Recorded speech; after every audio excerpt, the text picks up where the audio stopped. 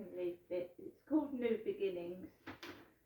I'm going to probably have to read this in 2 parts. Have you ever wished you could start your life over again, only this time not make the same mistakes? The problem is because of your past, you probably would. What follows is the story of how I changed my life forever and have not made the same mistakes.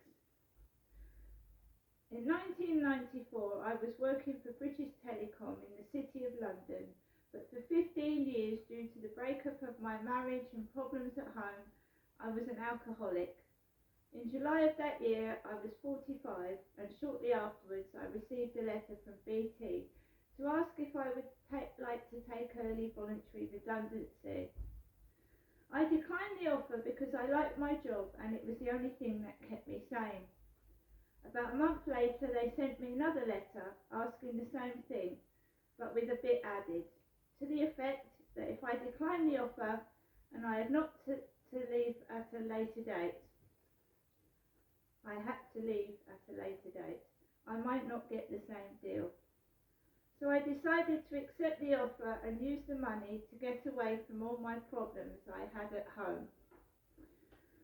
So the following April, I flew to St John's in Newfoundland and started travelling across Canada. As I travelled across, I visited the major cities. Then I followed the Yukon River up to Dawson. Dawson was the town that fed the Klondike gold rush miners at the end of the 19th century. Then I crossed the Yukon and travelled over the hills to Alaska. It was in Alaska that a man gave me a book that was to change my life forever. It was a Gideon's New Testament. I thanked him, and that night I started reading it. When I'd finished my travels in Alaska, I went back into Canada and visited Calgary and Vancouver. It was in Vancouver that I realised that I was spending money faster than I intended.